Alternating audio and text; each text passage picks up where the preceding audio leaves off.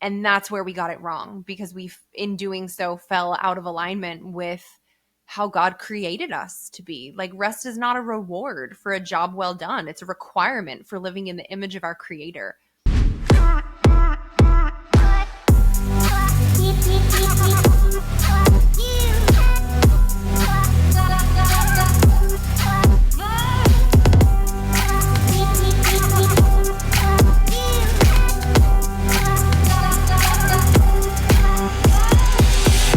Hey friends, and welcome back to this season of The Mary Moran Show. If you're just joining us, this is a season we are lovingly referring to as the underestimated season, after the title of my third book, which just released this year, called Underestimated: The Surprisingly Simple Shift to Quit Playing Small, Name the Fear, and Move Forward Anyway. So all this season, which we are now officially extending, as you can probably tell, through the end of 2025, I am being joined by some amazing guests, some all-time favorite past guests, and some brand new ones, as we sit down and have the deep, hard conversations you know we love to have around here about all the different faces of fear I cover in the book. Things like procrastination, people-pleasing, imposter syndrome, self-sabotage, second-guessing, perfectionism, and more. And today I couldn't be more excited to be joined by my amazing friend Erica Gwynn as we talk about fear, hustling, hiding, shrinking, and the lies that keep us stuck year after year. And as we dig into her brand new book, That's Just Not True: How to Replace the Lies You Didn't Know You Believed with God's Unchanging Truth. Erica, welcome to the Mary Moran Show. Hey, Mare, thank you for having me. I'm so thrilled to be here. Yeah, I mean, listen, I've been looking forward to this. I was saying before we hopped on that it feels like we've known each other a very long time, even though we only really got to sit down when I was on your show for Underestimated, and then we've hung out a little bit since then. But we have so much in common in our stories. It feels like we've been friends for much longer. And I had the huge honor of endorsing this book. So I feel like we've been counting down to it for a long time. As this airs, it comes out 1 week from today. How are you feeling? That's so surreal. That's so wild. Like, Yeah. I mean, you know this better than anybody. It's like you work so hard and so long on a specific project, and then all of a sudden Mm, it's there, but then there's not really pomp and circumstance when it's just like, okay, right. it's available now, I guess. Like, it's Right. so, it's so wild and so surreal. But my favorite part has been getting to have conversations like this. So I'm Yeah. so happy to It's be so here. true though. It's so like in some Yeah. ways so anticlimactic. I launched Dirt in September of 2020. And so we had our launch day with just me and Justin and my best friend at home. That was it. And then we were doing lots of virtual stuff, of course, but it was so very strange because you think about this day and you imagine in your head what it's going to be like. So I love that you're having a party so you get to actually be with some people when it comes out. Okay, let's actually jump right in. Even before we like talk about the party and all that other stuff, I have so many questions for you, as I told you when we were about to hop on. And one of the things that I wanted to camp out with here for a second is you kick off the book with the game Two Truths and a Lie. And we're going to talk about what you do with that here in a second. But I'm also, in addition to getting to endorse the book, I'm also part of the launch team. And we were asked to share our own two truths and a lie in the group. And I just want to test your two truths and a lie skill. Like, I feel like it's like Vanity Fair. That was a lie, right? When they do the lie detector tests. I'm going to read off mine and you tell me which one you think is the lie. So, number one, I said I spent Valentine's Day with Harrison Ford once. Number two, I lived on a tour bus for a month with my face on the side. And number three, I once played a match on the center court of Wimbledon. So, just kind of talk through how you thought process which one of those might be the lie. Oh, well, in typical Mary Moran's fashion, I said, yours were so epic. Mine were like, I ran into a tree and fainted in prison. And yours are like, I hung out with Harrison Ford and played tennis at Wimbledon. I'm like, oh, wow, that's really cool.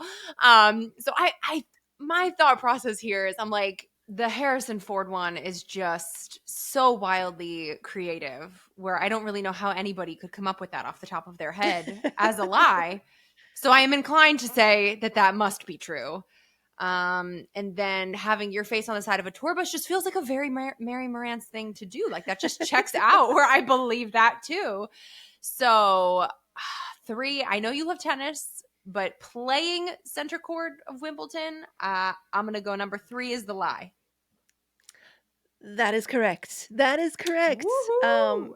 Super quick backstory. We were doing a tour that we had it lined up so that we would end up in Jackson Hole, Wyoming for Valentine's Day. We picked out a restaurant because it was the only one we could find with white linen tablecloths, did the early bird seating because that's all they had available. And on the way out of the restaurant, I nearly knocked this woman over. We like come face to face, and I'm like, I know you. I know you. Why do I know you?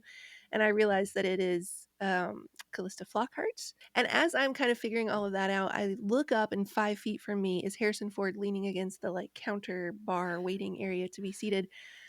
He sees me making all of these calculations and the epiphany moment on my face when I put it together, and he just, like, winks at me with, like, his little diamond stud earring in his ear. Um, and then he was putting her coat away as Justin was getting mine, so they were, like, shoulder to shoulder. So we count that as we spent Valentine's Day with That's Harrison such a Ford. Harrison We did Ford thing do to do too. I know. We did do a tour with our faces on the side. We got to go see the women's finals center court at Wimbledon, but we did not play there. So that is the lie. Okay, so building off of that, in the book, you actually bend a little bit of the rules there. And I wrote in my notes a little bit of the trust with the reader right off the bat. But you do it to prove a very important point. And so the first three you give are number one, I've never broken a bone. Number two, I fainted in a maximum security prison. And number three, I ran into a tree during a 5K. Which one is the lie? Hmm. Spoiler alert, none of the above. They're all true. They're all true. And then you do it to us again in the next paragraph. You say, I scuba dove with sharks in the Bahamas on my honeymoon. Number two, Taylor Swift is from my hometown and I met her before she hit it big. Number three, I know how to whistle and can sound like a bird. Which one is the lie? All of them. All of the above. Not a single one is true. Yeah.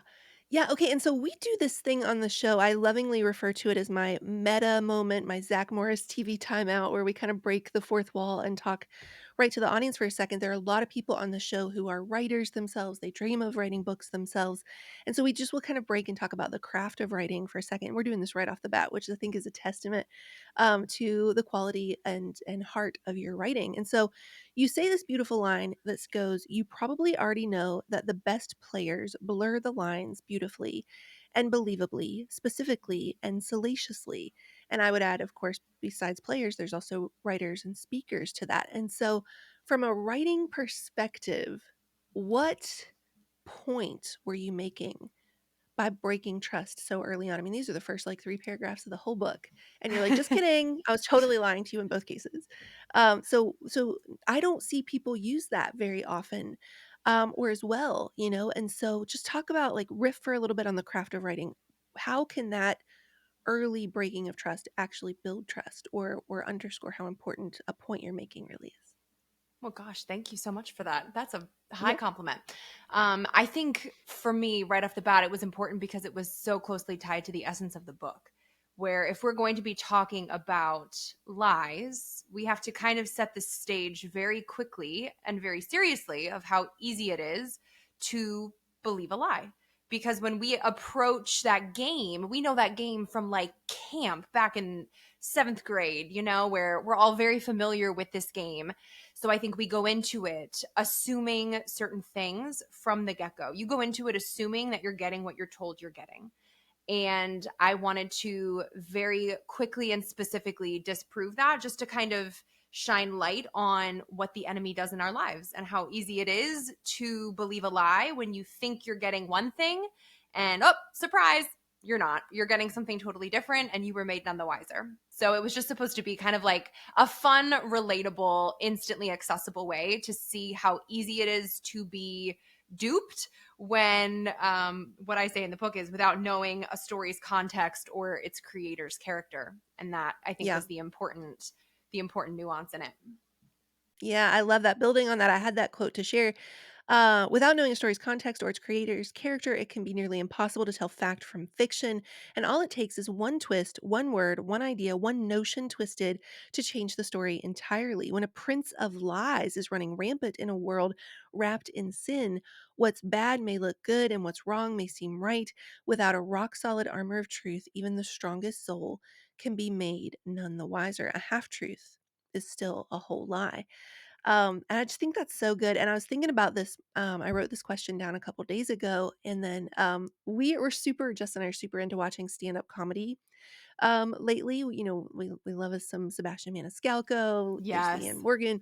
We're huge Nate Bargatze fans. We were watching Nate Bargatze, and he actually employed this. He did this thing where he said, "Oh, he's telling a story about this guy, and he's like, and I'm going to bring him out now." And everybody kind of turns like, "Oh my gosh, like what's happening?" He's like, "No, I'm just kidding. I don't have him here." And I thought to myself, like, that works really well for stand-up comedians, but I just don't see a lot of authors employing that because we feel like we have to bend over backwards to form this trust, or we have to be really, really direct, or really, really not like we're afraid of metaphor, we're afraid of imagery because we're afraid it'll lose its meaning, will be misunderstood. And I just think to like lead it off that right off the bat to prove the very backbone of the book, which is there are all of these lies you're believing and you don't even know it. I think that's incredible. And for everybody who's listening, by the way, who totally could geek out on that craft of writing all the time, and you do dream of writing a book one day, my Mary Moran's writing course is going to be coming back really soon. And you can email mary@marymorans.com to get on the wait list for that. And you can also go check it out right now to get a feel for the course at marymorans.com/writing-course. Okay, so let's dig into some of these lies that we believe about ourselves. You say, so how many lies are you believing about yourself without trusting the context of your story or the character of your creator? Have you ever felt like if you're not hustling, you're lazy? Or maybe if you're interested in lots of things, it means you're not focused or talented enough at one. Have you ever felt like no matter what you do or how hard you try, it's just never enough? Or like you'll finally feel happy, successful, or peaceful when you just get the promotion or the pretty house or the positive pregnancy test? Lies. The lies surround us. They're on our TV and TikToks, in our brains and in our hearts. At this point, they're everywhere, and it can feel suffocatingly inescapable and overwhelmingly difficult to navigate. I'm tired. Are you tired? I know you are, because it's hard. And it's hard because you care. I loved that line. It's hard because you care. This, of course, all makes me think of the subtitle of your book, which says, How to Replace the Lies You Didn't Even Know You Believed with God's Unchanging Truth. And Erica, that reminds me I think it's chapter 3 of Underestimated. I'm asking Dr. Allison Cook, because I'd seen this, the shot glass. We talked about it on your show, the shot glass, and like if we get a little bit more than what we think we're capable of holding, we shrink back into the tiny containers that we think we belong in, and we do it subconsciously. And I said to her, how do we even stop doing something if we don't know we're even doing it? And so for you, when you think about writing this book, is this book first and foremost for you kind of like a decoder ring for people, or some sort of like translation machine where you're even just taking on the heavy lift of telling people the lies in the first place, like putting a name to them in the first place? 100%.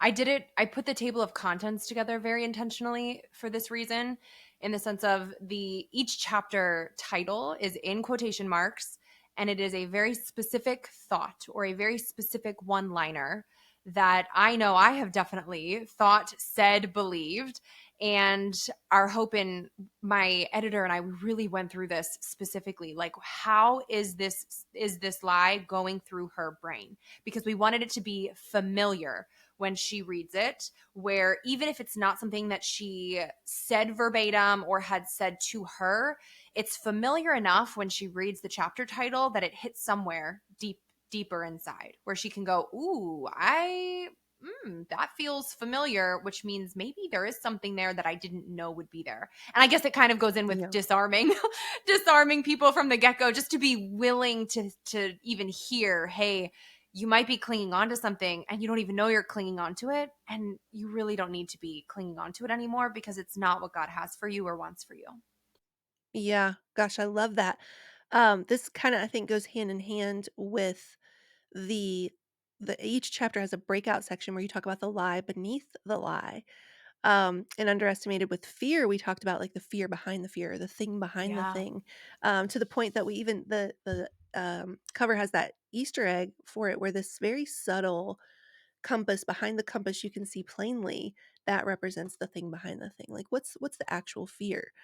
And so one of the questions that I got the most about the different fears is, what is the most common fear that you think most women deal with? What's the most common face that fear shows up with for people?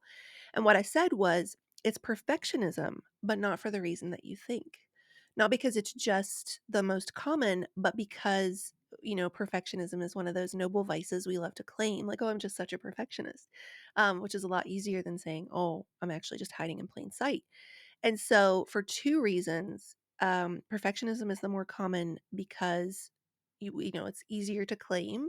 It's sort of one of those ones that a lot of people say. So there's, not a, there's like a social acceptance to saying I'm a perfectionist.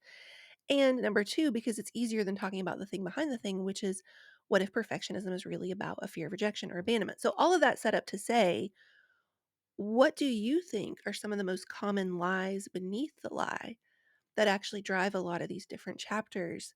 That, some, or like, what do you think people would think is the most common, the one that people would claim the most? And then what's the actual thing behind the thing you see playing out? I think one of the most popular ones, or ones that will hit home the most, is, and definitely for your audience, you'll probably relate to this one too, is the if I'm not hustling, I'm lazy. Because for Oh, so yeah, that many we're of going to talk about us, that one. For yeah, sure, I we're talking think, about that one. but that also goes into what you just said, where people can kind of, there's this like societal spin on this where you can spin it to Mm, sound good, because we all want to be seen as a good worker or as a hard mm, worker. So if you present it a certain way, it sounds better than it actually is. So I think that might be one mm, that people are willing to say out loud more, just because it doesn't sound at first glance necessarily like you're playing the victim, or you're just sad, or whatever else the case might be. It's like, oh, of course I have to work hard. Of course I have to put my all into this. Of course I have to be hustling, because that's who I am. And we wear it like a badge of honor. We wear busy like a badge of honor. So it's something that yeah. feels a little bit more admirable to put on. And I think we're just not as scared to admit that one out loud. So I Yeah. would say that is probably the most popular. And I opened to that one, the lie beneath the lie, because I think this is the level where it might hit her, where she's like, Mm, ooh, this is where the scarf, or this is maybe where the scar is, or where the root formed that turned this into an unhealthy belief. Um, and we have the lie beneath the lie. I don't deserve rest until or unless I fill in the blank.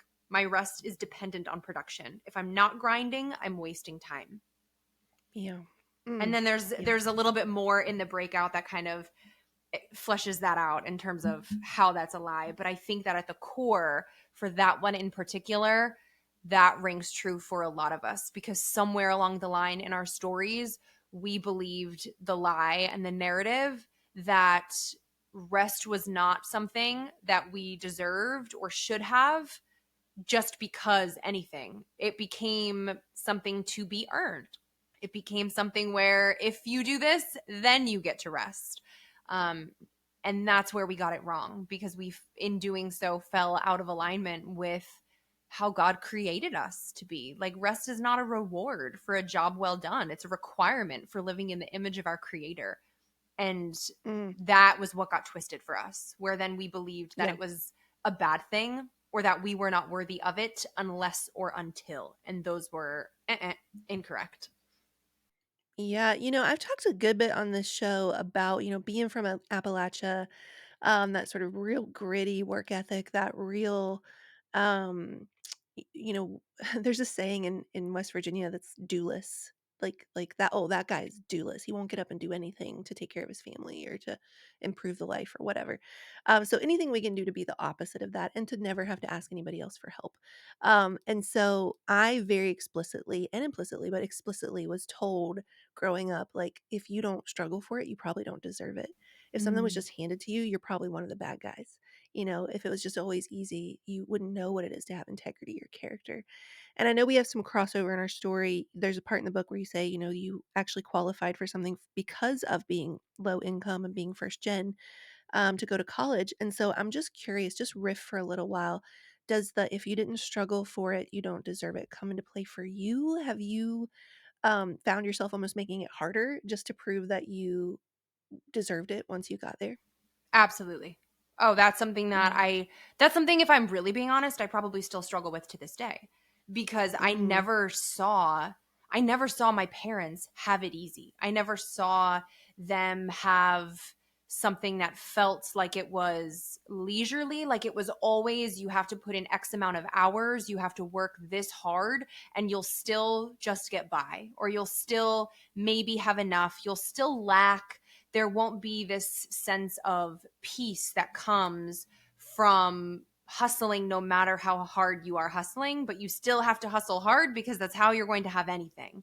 So it's something that definitely was part of my story, but then I also struggle with, because as my husband and I try to build our life for ourselves, I end up having some guilt attached with that a lot of times, where I feel like if Yeah. something does feel a little bit easy for me, I start going, wait a minute, hold on.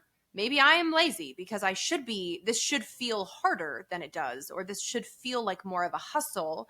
Sometimes I would catch myself hustling with something, not even productively, just so that I could feel like I was doing something, and in action and inactivity to yield some sort of result, even if it would have been arguably more productive for me to not do that. So Wow. Yeah. I think that's really, really hard to break free from. And a lot of people don't talk about it because it's so tenderly woven into so many of our stories too, right? Like we have such tenderness with, or just a deep connection to how we were raised, or what the narratives in our lives that we were told were, where it feels dishonorable to want to disassociate from a part of it if you realize, hey, maybe this wasn't the healthiest mindset, or maybe this isn't the right way to think about this. So I think sometimes it's easier to just kind of put our blinders on and push through, and say, oh, my heart's in a good place, my intentions are good, I know what I'm trying to do, I'm gonna keep working hard because that's what I know, and that's a good thing, right? And we miss out in doing so. Yeah, so one of the things I also talk about with that is, that has made grace really hard for me, right? Here's this thing we Yeah. couldn't possibly earn. We couldn't possibly work our way into deserving. And I that has made that really hard to receive. And so I just wonder if you would talk for a little while in terms of like always, and also please talk for a little while about the aspect of it. I bet you're a lot like me where it's like, God, I think it's really cool that you could just wave your hand or blink an eyelash and do everything that I'm dreaming of, but I kind of don't want it that way. Like I want to get my hands dirty building it with you. Like I don't want to just be like, "Oh, Ed McMahon showed up and gave me a giant check through my screen door," you know? Like I want to write the book with you. I want to build the business with you. I want to be part of it. And I have heard that explained as like pride before, of like if you couldn't take any credit for it, then you'd have to give all the glory to God, and that feels uncomfortable. So maybe just riff for a while about this crosshair intersection of like receiving grace, which we couldn't earn, but also wanting to be co-creators and heirs with the creator of the universe. Yeah. No, You know, I nothing, really no, not too big. Just sum up the No, universe. Okay, I cool. relate to that a lot. You're definitely Yeah. not alone in that feeling. That I think it's something that has deepened my faith, though, the more that I've let it, because the more that I would get fixated on just like meditating on the passion of Jesus, and just really Mm, thinking like, I didn't do anything to deserve this. Like, how would I be worthy of this? I didn't do mm, and that was always the thing that really got me, was like, I didn't do anything. Like, why would you do this for me? I didn't do anything. Like, and it was really something that I had to be honest with God about, and let him kind of work on me with, and still work on me with, because that is just something that I don't think I'll ever be able to rationalize or truly wrap my head around it. And that's the kind of person I am. Like I want to be able to understand it. I want to be able to wrap my head around it. And there's just, the older I get, it's the more things that God is revealing. Like, actually, you're not going to understand this. There's no way that you can conceptualize this or intellectualize this in a way that will make sense to your human brain, because guess what? It's a human brain. So right. there are some things that are so beyond what you can fathom, and that is not only okay, it's how I designed it, it's how it should be. So just stop trying to think Mm, it all, like figure it all out, because you're driving yourself insane and spending so much extra energy on something that, sorry, sis, you ain't gonna figure it out. It's not gonna be something that Yeah. will ever make sense to you in this lifetime, Mm. and that's okay. Yeah. Yeah. Wow. Woo! All right. Well, if you can believe it, we haven't even talked about the first lie. So let's talk about the first lie now. Let's talk about that first chapter. The first one you identify is God won't ever give me more than I can handle. And you start off that chapter talking about your daughter coming 2 months early unexpectedly. You have to go on magnesium sulfate, which I'd never heard of before, but everyone sort of talked about it to you in an ominous tone. And so just plant us right in the middle of that scene, and how the platitude, God won't give you more than you can handle, felt in that moment. I've found myself saying this to a lot of people in this season when people are asking, okay, well, how can we just identify the lies and get through them and figure out the truth? And this one especially is a really good illustration of this, I think, where some of these things we unfortunately cannot get our manual out ahead of time to prepare Mhm. ourselves for truly, because I think a really this was a really big illustration for me that God is going to need to bring you through it for you to Mm. actually see that it is not true. So for me, it Hmm. took lying on a hospital bed, having a near death experience, and almost also losing my daughter, to be like, oh, in fact, he will give you more than you can handle. Because, hey, Erica, you can't handle this. You're not handling this. Yeah. You're literally unconscious. Like, this isn't true. And I think my hope and prayer is that it will not require near death experiences for readers to be able to come to this a little bit quicker. But I Right. think for me, this also probably was needed to be said to me so loudly, because I don't think I would have listened if it wasn't as loud. Where to me, that kind of showed that I was trying to have a much bigger say so in the direction that my life was going, and very much kind of captaining my own ship, maybe with an element of pride, like what you said earlier. But I was kind of feeling good about being the hero in my story, and thought that I was doing it in a way that was in partnership with God. And I think it just kind of took a really traumatic experience to illustrate that no, actually, God's going to give you more than you can handle.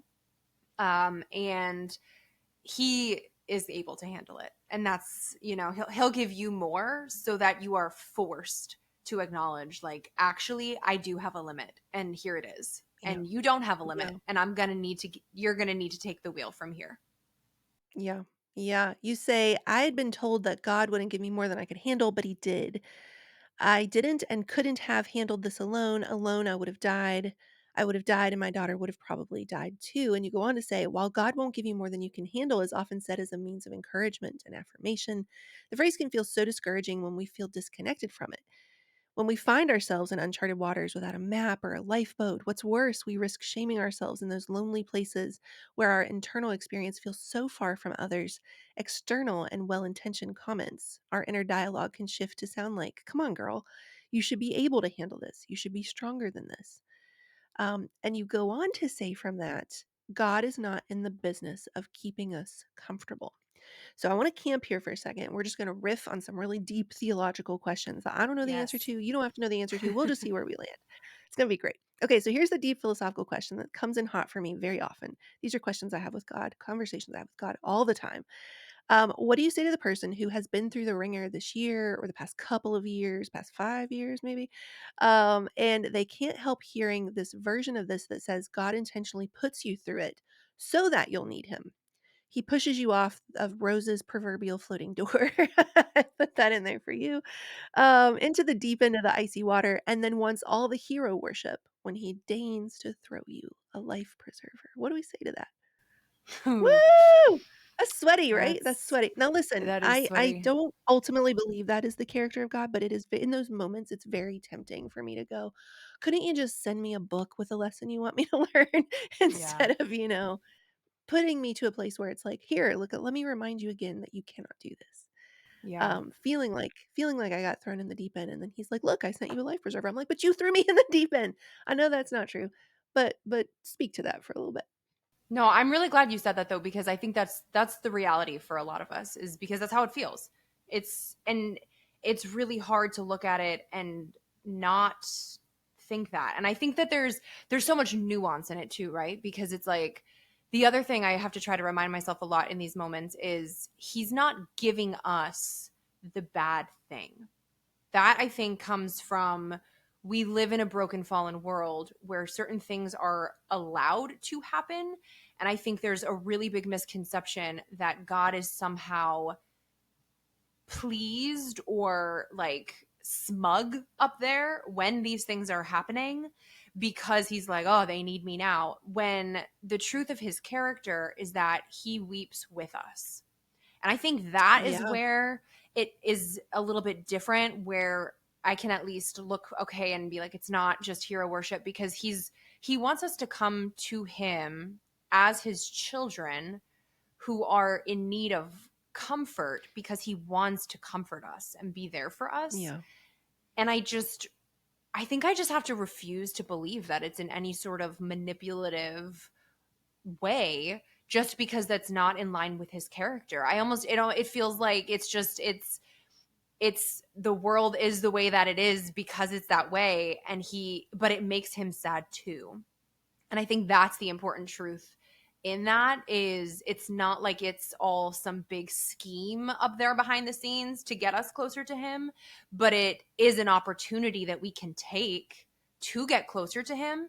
But we also have free will where we don't have to take that opportunity. I could have also very much turned against God because of everything that I went through and been like, oh, screw this. You've left me out to dry. I feel forgotten. I feel forsaken.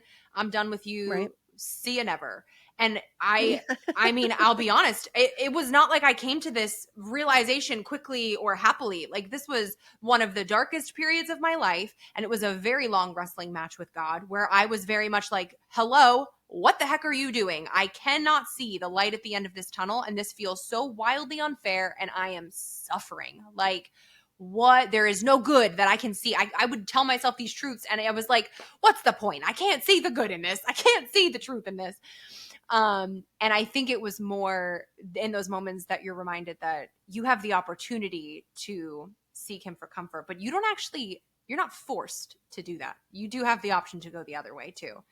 And I even think that is like a generous act on his part, because he's not forcing you to hero worship him. And there's a lot of people, I think, in this world especially, that do choose the opposite way, and they say, yeah, this whole God thing is not for me because clearly XYZ proves it.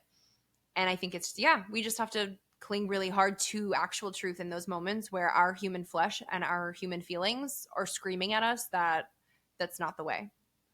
Yeah. Oh man, that's so good. And for everybody listening, just to add even more context to this, it's not just that Olivia came 2 months early. It was then it kicked off 76 days of her 76, I think, 73, of her 73. Yep. 73 of Could have her been being in the 50 hospital, billion for how long it felt. right? Of her being in the hospital and having all sorts of complications, having to be like emergency. She wasn't medevac, but it was like emergency rushed to another bigger hospital. Yeah, it wasn't a So helicopter, but it was an ambulance. Yeah. this was not like 5 seconds of, "Oh, she's coming early, but then everything's fine." It was a prolonged, hard, uncertain, dry, scary season. And you say in the book, you can be mad at God. That's you say in that, this is a quote from the book, "And you're mad at God. That's the worst thing to admit. You don't wanna be angry at God. You don't feel like you should be angry at God. He blessed you with the most beautiful baby girl. How can you be angry?" But you're still angry about how the journey of events has gone. And so kind of, building on the, like, just being really honest about your emotions with God and feeling that anger. Another thing that you say very close in the book in that area, it says, "Our suffering can be sanctifying," which reminds me of an Elizabeth Elliot quote I just saw a couple days ago of, she says, "He makes us wait," or we could perhaps swap it with suffer, or allows us to suffer, "for he has things to do in our souls that we are not interested in." And I just wrote, "Woof," that one hurts. And I think there's this version of Mary, I'm sure there's this version of Erica where our version of winning involved A pluses and gold stars and having the house and, changing the family tree and writing books, whatever the case may be, um, that it can become very easy to become so outwardly focused on being a successful, air quotes, successful human, that we forget what it is to be a successful internal human. Um, and there's always this question in my mind. This is another deep theological question we don't have to figure out today, but maybe we will. Of like, if I had just been more willing to learn the lesson the first time, if I'd been more willing to do the internal work the first time, could this have been avoided? Like, did the trials have to escalate in proportion to my unwillingness to learn? Any thoughts on that? Oof. Leave it to Woo! Mary. Yeah. Yeah. Well, I would like to think that no, they didn't need to escalate that much because that's what I was asking God when I was going through all that. I was like, come, specifically with 73 days in the NICU, every day it was like, why 73? Like, I was really struggling with that for a long time because it felt like torture. And I was like, God, who, what is this help? Why not 72? Why not 60? Hey, why not 40? Like, how about a month? Why 73 days? Because it just, and to make matters worse, when we were in the NICU, a lot of what was making that extend longer and longer and longer was the, not to get super medically technical, but Olivia was experiencing what are called bradycardia events, where her heartbeat and her oxygen levels would decelerate dangerously low. You had to go 5 days event free before you were allowed to be discharged. So the issue became she would go 2 days, 3 days, even 4 days. Then she would have an event and the clock would reset. And so we Wow. would get, there were multiple times where we were like, this is it. Tomorrow could be the day. And it would reset the clock back to the beginning and it just kept happening. So I really struggled with Mm. that because I was like, okay, I could have learned this like, got it, God, I got it. I learned the lesson. I'm good. Let's just move on now, right? Like, can we move forward as Right. a family together?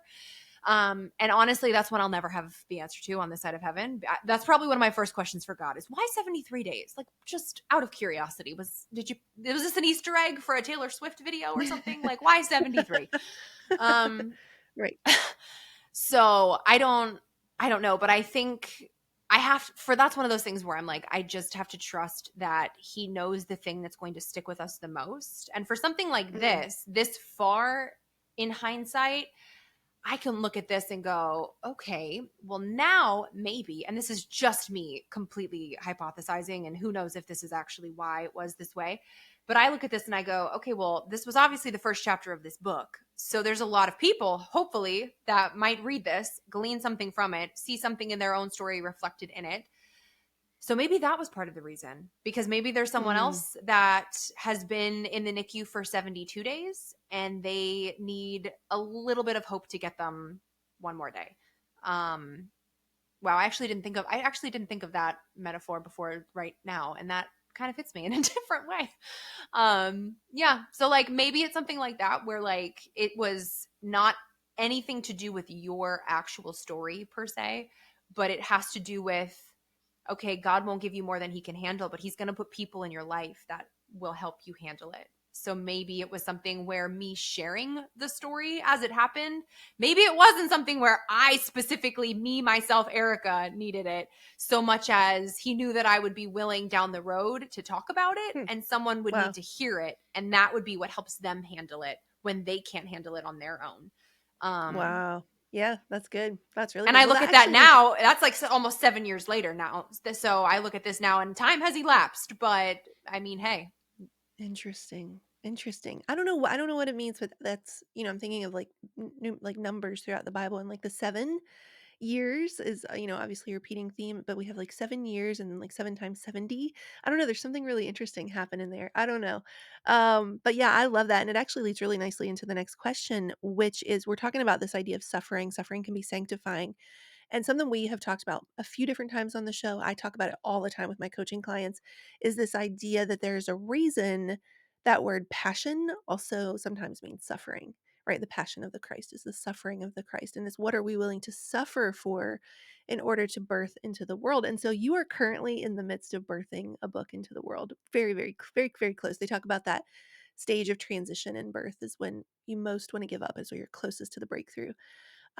You are in the midst of birthing out this passion into the world, and a launch can feel like suffering. I don't feel like people know. I don't feel like people understand or realize just how hard it can be to put a book out. So in that context, kind of we're zooming out of the, oh, this happened to my family, this happened, this felt like it, like really high stakes with it being your daughter. Just let's kind of use the other business side of our brain for a second here and just talk a little bit about what suffering are you being sanctified through right now to get this passion of this book out into the world. I don't really know how to ask that even any more poetically than that, so we'll just leave it there. What are you suffering for to get this book into the world? Oh gosh. I feel like what are we allowed to say that what are we allowed to say on Everything, that say it all. topic? That's not too behind the scenesy, you know what I mean? Mm, Um yeah, I feel like there's just a lot of misconceptions in the publishing space. And I know you and I have talked about this in depth, with you being a much more seasoned author than myself. And I think it's just that's been eye opening and definitely a form of suffering for me because I think I went into it with rose colored glasses on, not realizing that I mhm. had rose colored glasses on. So maybe this is Yeah, very in theme with the the lies you concept of didn't lies know in the you were book. believing. Right. Like I didn't know I put those on. I went in thinking, oh yeah, I got perspective. I talked to people. Like I know what to expect. Right. And somehow was still left feeling like, man, this was not really what I thought I was signing up for. Come on. Right. So yeah, I think it's just, I think that is suffering in and of itself in a lot of ways is when you're going into something and your expectation is so wildly different than the reality that you are then living. And remedying, Yeah. making the two of those meet can just feel torturous because sometimes there is no remedying it because reality will simply not match your expectation. Yeah. So that in a lot of ways has felt like maybe one of the biggest forms of suffering in it is just kind of making amends with where the expectations for whatever might simply just not be met, and that doesn't mean that the reality that I am living with it and the reality of the book itself is any lesser because of it. And I think that has been kind of like one of the sanctifying lessons that I'm trying to lean into in this season especially. Yeah. Yeah. I love that. Let's bounce right off of that into the next one of the next lies that I want to talk about that you cover in the book. Is a few chapters ahead. We already mentioned it, but let's camp out here now. If I'm not hustling, I'm lazy. I want to read two passages from our books that are just eerily the same, and I think are probably why we are friends. So we'll just kind of hang out here. You say, high school Erica was a machine. My motto was live every day to its fullest, which meant I was living fully from 6 a.m., 6:11 to be exact, until my head hit the pillow at 11 after practices and rehearsals and homework. By the time graduation came around, I was valedictorian with a 5.4 GPA on a 4.0 scale. You can thank something like 8 AP classes for that. With sleep anxiety and stomach pain, with my sights set on my dream college, I saw everything as short term sacrifice for long term success and sought to maximize every single opportunity. And underestimated, I say. From the first moment I ever heard about the Enneagram on some podcast somewhere, I was convinced without ever taking the test that I was a clear Enneagram type 3. If you're new to the 9 types, 3 are the achievers, the gold star accumulators, the A++ students, the most likely to succeed at having a nervous breakdown. Or as the popular meme so aptly puts it, shout out to all the gifted kids from grade school who are now the grown-ups walking around with high functioning anxiety. I grew up in a single wide trailer and ended up at Yale for law school. I got all straight A's in undergrad except for one B plus that I'm still mad about 20 years later. I was in the gifted program, every AP program. I was class president, on student council, head cheerleader, prom committee chairperson, and was voted most likely to succeed twice. I have anxiety. My anxiety has anxiety. That anxiety in turn has a little pet miniature OCD anxiety that it buys tiny Argyle sweaters for and carries around in an oversized purse. Type 3 seemed like a pretty safe bet. Okay, so that's the setup for the question I have for you, which is when I was on your show for Underestimated, we kind of got into talking about, and we even continued to talk about it after we stopped recording, this concept of you're not sure you have ever allowed yourself to identify with being the underdog because people have always seen you as smart and overachieving and always thought of you as somebody who was going to go do big things. And so I'm wondering how you think about that now. A couple of months have elapsed. Um, maybe to put it kind of in language of the book, what was the if you weren't an underdog, what was the lie beneath the lie that kept you achieving like this to the point that you had the 5.4 GPA and ended up at an Ivy League college? Oh, I think I still wrestle with the underdog thought. It's probably something you and I need to hash out offline at some point, because it's so good. And it just, when you had first said that to me, it like unlocked something in in the core of my being, where I was like, hold up, this needs to be psychoanalyzed on a deeper level. um, yeah, I think the lie beneath the lie for me then was very much ingrained or intertwined with just the life that I was living at that point, where I felt like I had to do all of these things or else I would not make it. It all very much felt like it was, okay, these are things that have to happen or you will not succeed in life. Like, if you want to do X, you have to do Y, and X plus Y will equal Z, and it will all make sense. So you have to check off all of these boxes. And it also was something where I was very like externally validated at that point in my life. I feel like it was really, gold stars were fuel to my fire. Mhm. That was how I knew who I was. And that was, I feel like, how I knew that I was still on the right track. Was like, okay, you got another gold star. It was like being on a Game Boy or something. Like, you made it to the next step. Yep, you did it. You're still on track. You're still on track. You did it. So I think that the lie, the lie beneath the lie, is somewhere twisted in there with a whole lot of other things to be psychoanalyzed by my therapist. Um, because yeah, I think it was just such a core part of my identity that I didn't realize was unhealthy, because it was packaged as, but you're such a hard worker and you're just so smart and have so much potential and yada yada yada. And it all Mm, felt like if I didn't do all of those things, it meant that I was wasting my potential or mm, was failing the people around me who worked so hard to make sacrifices so that I could get from A to B. So it felt like there was an yeah. obligation there too, of like, I Mm, have to be the one to make it because they're giving things up so that I can do that. So I'm going to follow yeah. the footsteps of the path that is being laid out for me, because that's what a good hustler does, right? Yeah. Yeah, I used to talk about my parents, and I would say something along the lines of, like, to settle for anything less would be to dishonor that sacrifice, Yeah. right? Like, almost, and this is something I've struggled with in my own story of, like, in Dirt, there's this line early on that says, God spoke to me and said, "One day I'll put words to it, and then you'll see, your story won't be wasted." And I always interpreted that scene as, when you're a huge success, then all of this will be justified. When everything is happily ever after, then it will redeem every bit of this, instead of there actually just being beauty in that place to begin with. So I really had to struggle with that, and kind of building on that, the sort of C part in my notes of these questions. You talk about the big fish, little pond syndrome. So you were like super, super high overachiever in high school. And then you go to Penn for undergrad and you say, I made it to my dream college, but I didn't know who I was outside of my high school persona. I went from being a big fish in a small pond to being a guppy amongst sharks, and I didn't know how to survive. And so I just want to hear you riff for a little while about how we can actually become addicted to being the big fish in very tiny containers. And we ironically shrink what we do so that we feel bigger in that container, right?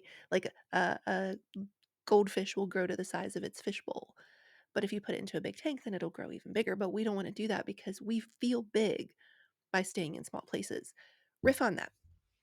I think it feels safe to us because it's known, Mhm. it's familiar, and there's a sense of safety that comes from knowing where it's a sense of false security and safety, because I think we have a tendency to rank things in our head. So especially at that age, I mean, we're talking high school. They're literally ranking you against each other. There is a class rank. Yeah. So you are quite literally being ranked for everything, and all of what your perceived future successes are banked on depends on, well, what is your rank, what is your level, what is your position. So I think our brains just kind of naturally started adapting into that, where we were like, well, as long as I know where I stand in all of Mm, this, then I am safe because I understand all of the players in the playing field, and it feels like a controlled operation. yeah. Whereas in life, that is not what life is. So I think it very much was a shattering of that for me, where then all of a sudden what felt very safe and known when I got to the Wharton School at Penn felt like it blew up in my face, because it was, hold up, I didn't realize that I based who I thought I was on this whole ranking system, and suddenly Mm, that doesn't exist, and how it does exist is now, oh my gosh, I'm no longer the top dog here. Like, there are yeah. very impressive people there that I do not hold a candle to. So it very much threw me into a little quarter life identity crisis, because it became, well, wait, now I don't know how to rank in all of this, and I don't know how to position myself, and I don't know I don't even know how to float here, let alone swim. So now what do I do? Because Mm, I just feel like a failure because I'm going to drown. And yeah. that, I think, was where it all was like, whew, blowing up in Yeah. my face. Yeah. So good. Okay, the last lie from the book I want to talk about before we run out of time here is the lie of I missed my shot.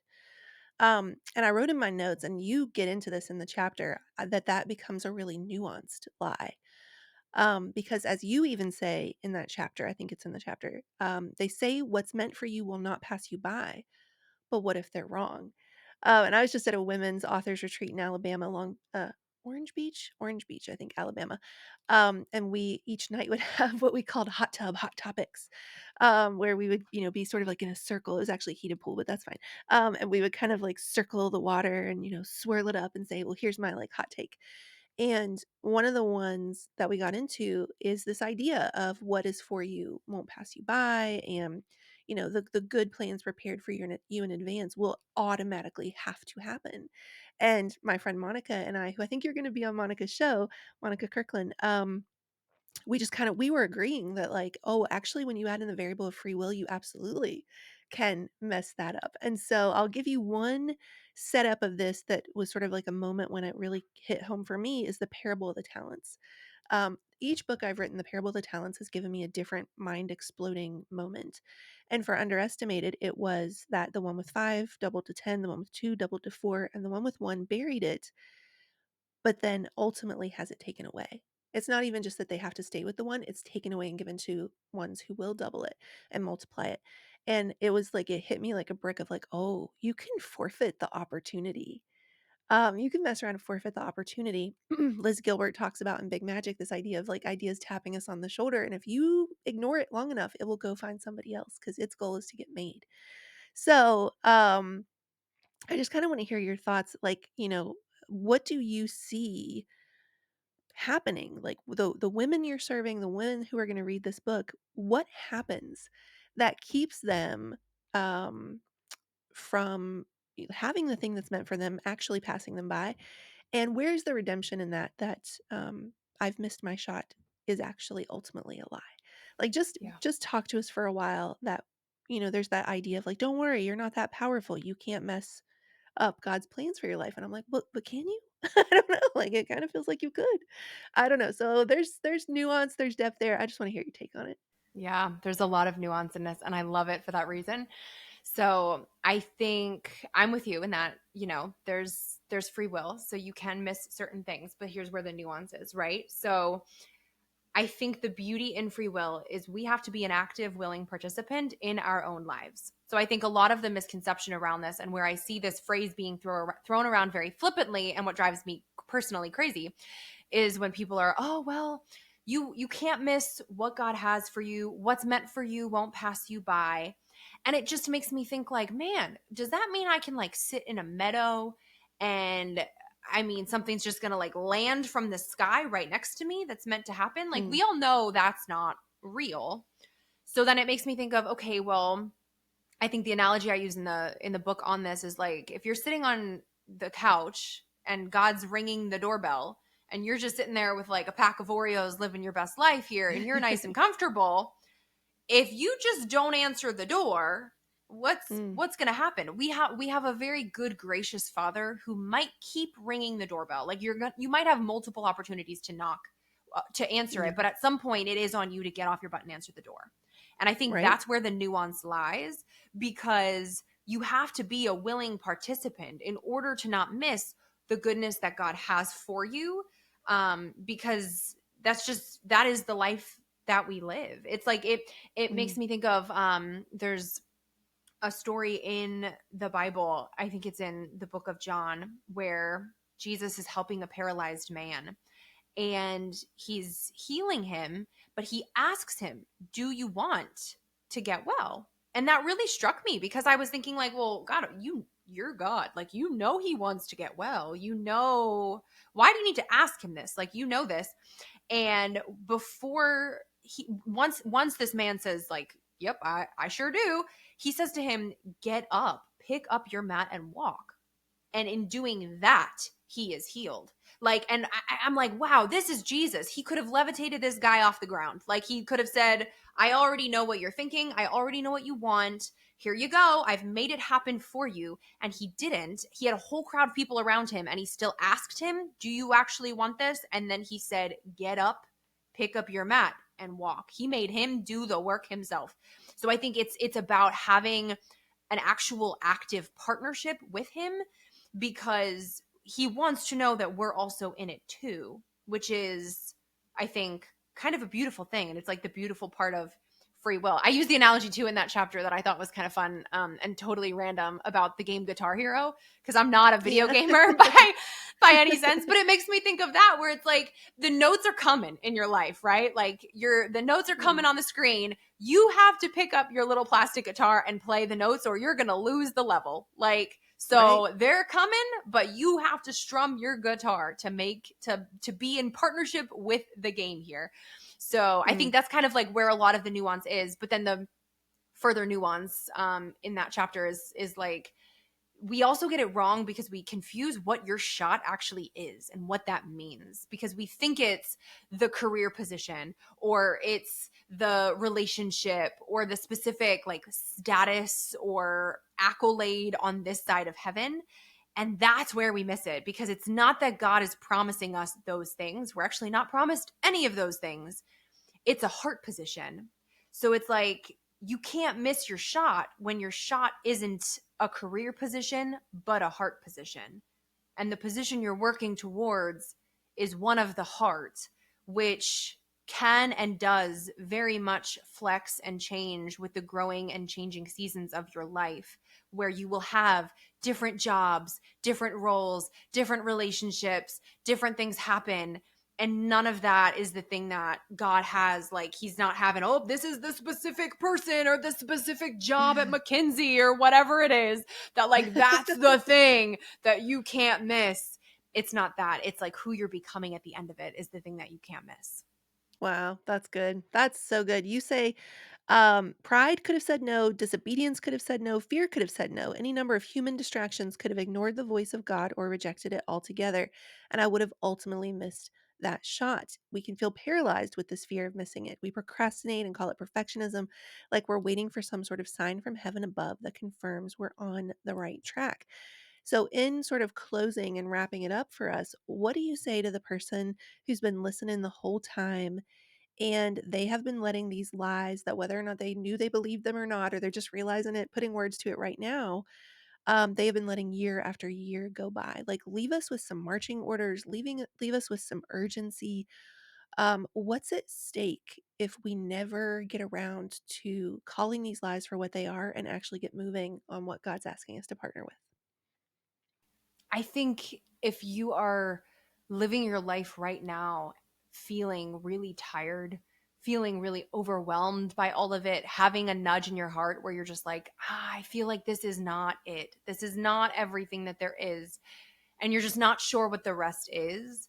I think that's kind of the signal that there's more to unpack there. And it might be a really painful process that involves healing, which is usually a painful, gnarly, ugly process.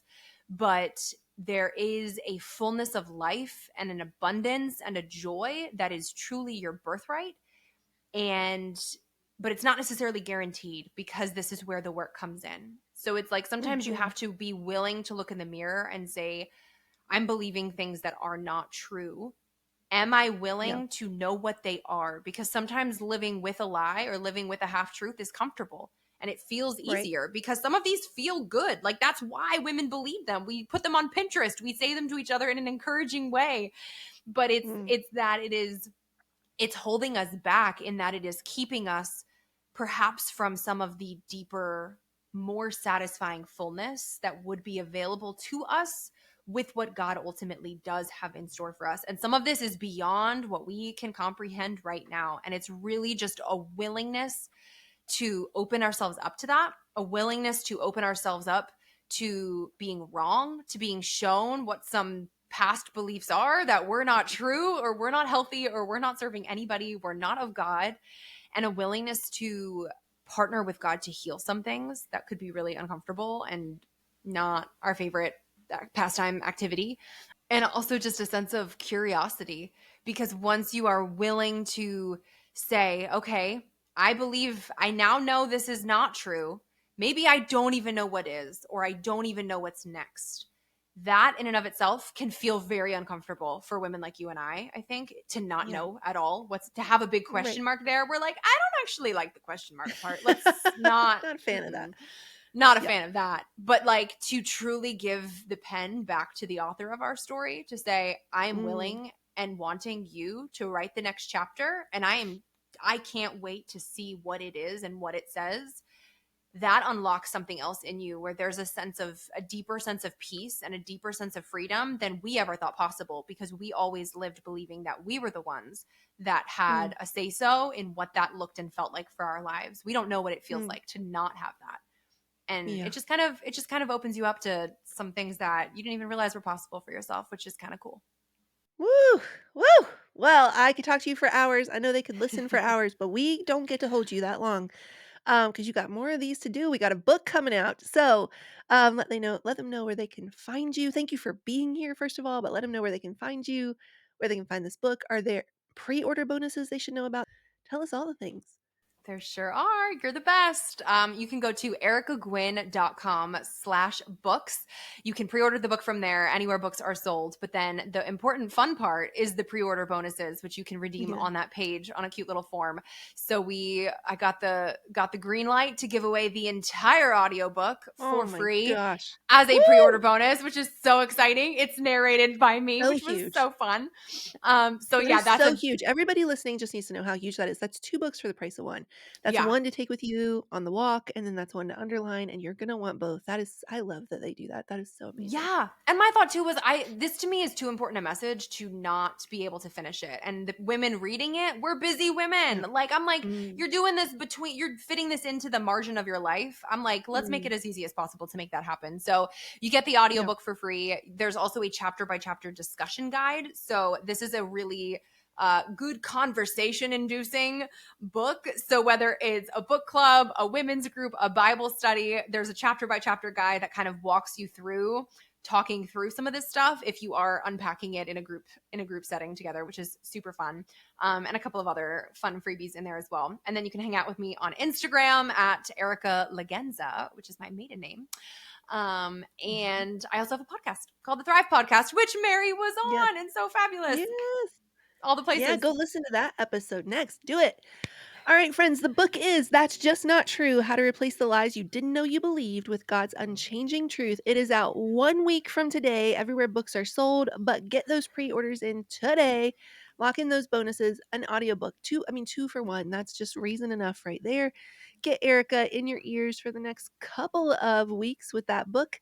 If you've loved this episode, you're going to love that audiobook. For now, I want to leave you with these words from Erica. She says, no lie, no matter how loud, how persistent, or deep seated, can overcome the truth. Stand firm in the truth. Seek the light. And when you find it, cling to it fiercely, basking in its warmth. Let its radiance illuminate your path and guide your life.